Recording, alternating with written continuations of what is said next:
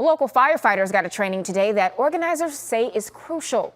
A hazardous materials response training was done in Blair, co-hosted by Three Rivers Public Health Department and Union Pacific.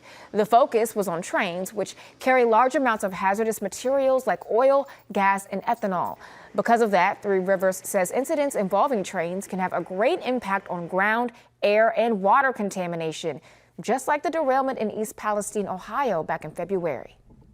We've had crossing accidents where a vehicle is struck by a train, or, we've been thankful enough that we haven't had a derailment or any major hazmat incident, but you always want to be prepared for that 1% chance that it does happen.